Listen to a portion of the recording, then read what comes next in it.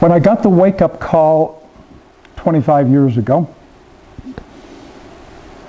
one of the very first things they said to me is the word institute. Institute. And in those days, because I had that business suit on, I said, hey, I've been to all these institutes. Which one, what do you want me to do? Institute. I said, you show me something that's different, and I'll go do it. And that was like, oh, okay.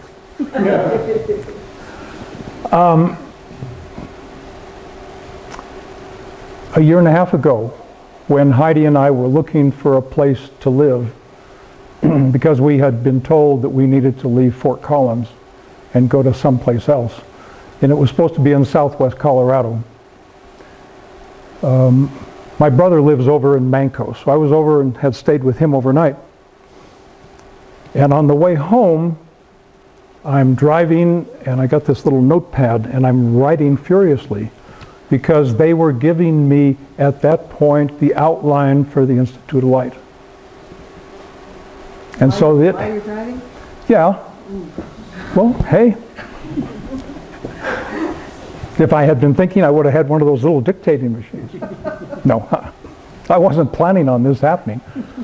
And so they gave me the outline for the Institute of Light, and they've asked me to go and set that up here in Pagosa. And the purpose of the Institute of Light is to assist the humans of Earth to navigate in the lighter densities. Now, most people think, okay, we go and we ascend to these lighter densities and everything is goodness and light and all that kind of stuff. But picture yourself, put yourself in the place of someone from the backwoods of Kenya, and all of a sudden they've been plunked down in the middle of New York City. Okay? That's a little bit what this is going to be like. It's going to be strange. We're going to be telepathic, which means that, oh, we get to listen to all these inputs and choose. We go and are able to manifest. And we don't know how necessarily to go and handle all that. So that's the purpose of the Institute. Now, I don't really understand what all that means. I really don't. I have some ideas. We are going to begin the first small step with the Institute. It's going to be what we've come up with, are calling them sharing circles. So we'll take some of the information from tonight's presentation and we'll come back here and we'll create a circle of 20 people. And we will go into some depth and discuss what we've been talking about tonight. And if you want to go and sign up for some of that, you can talk to Donna, who's over here with the pad. We have 13 of the 20 places that people, they heard about it and they signed up. So we got room for 7 more. Anybody wants to join us? I think it'll be an exciting way of learning what we're talking about tonight. We are limiting it to 20 people because then everybody gets a chance to interact. It's not going to be one person standing up and giving a lecture. No, this is an interactive thing. So if you want to be interactive and if you want to go and participate, that's what the sharing circle is all about.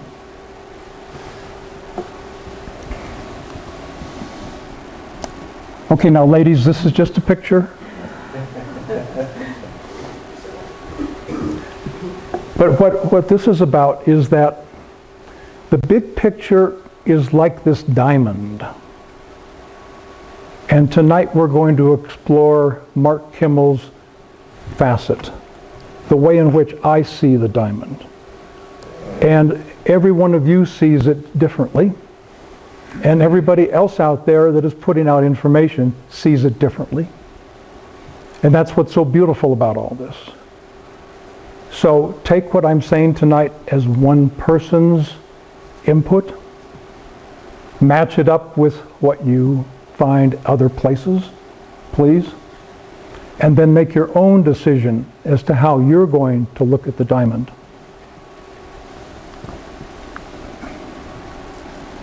I want to go through some things of a paranormal nature. Paranormal still is third dimensional because we are looking at this through third dimension eyes. But it's some indication that things are changing.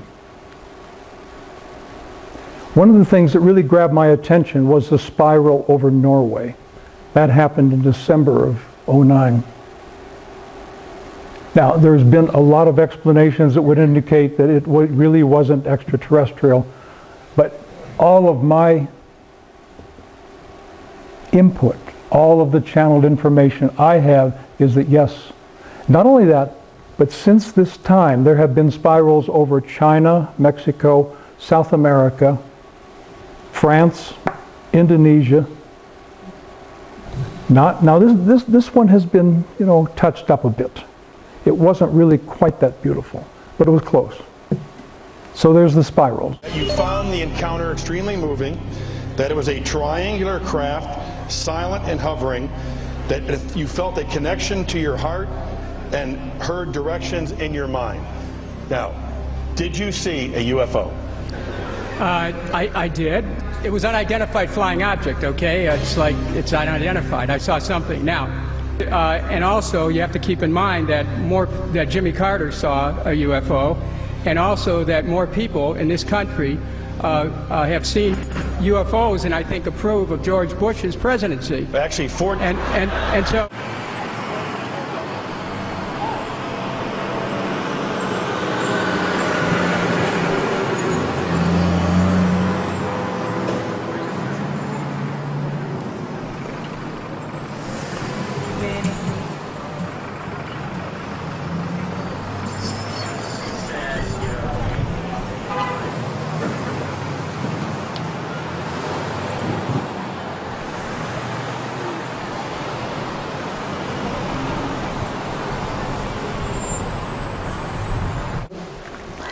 The big thing I want to recommend to all of you when we look at these various images is become an observer.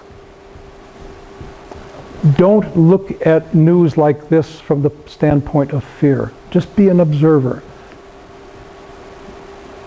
It's very important that you don't get caught up in all of the sensationalism, that you don't go to fear. So we all know about the Chile thing. And the reason I put that up is an 8.8 magnitude earthquake is one of the top 10 that's ever been recorded.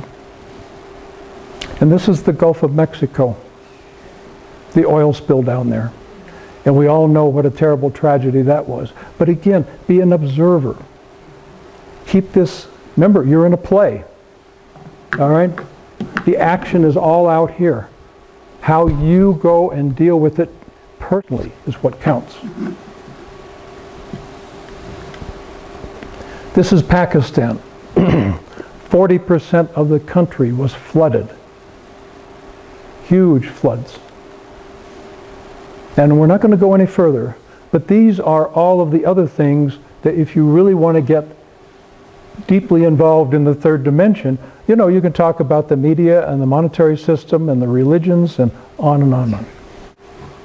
What we're going to talk about tonight is the consensual paradigm that all of us have bought into because we're allowing this to continue.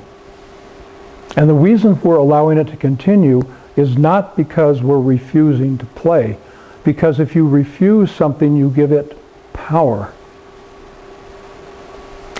What we need for ourselves is to go now and approach this from a higher level. So why don't we?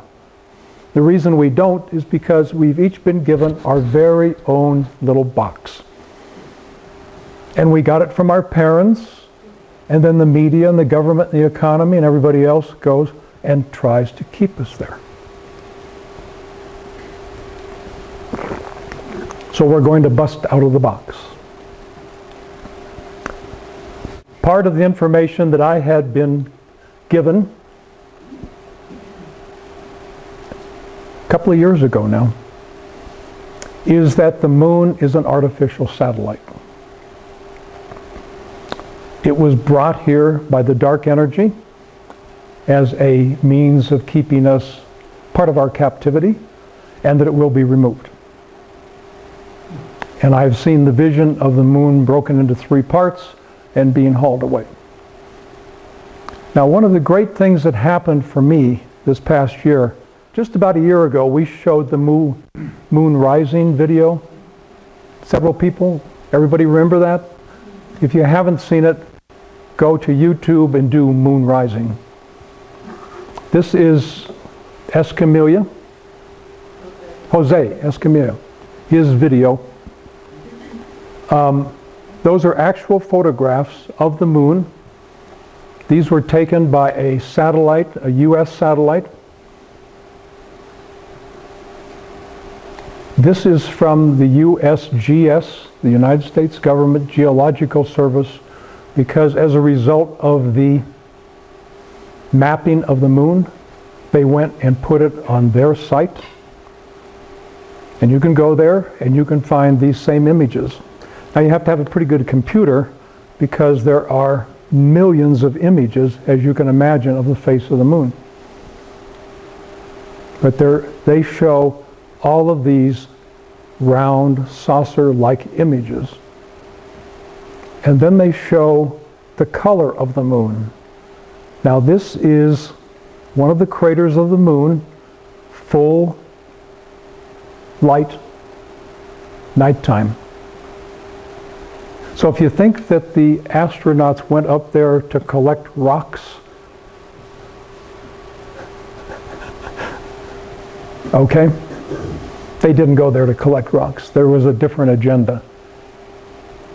As part of the movie, they were interviewing one of the people who had been in charge of the program to get us to the moon. And the interviewer said, well, so you haven't been telling us everything. You've been lying to us about a few things. And he came back and he said, no, we've been lying to you about everything. And this is NASA.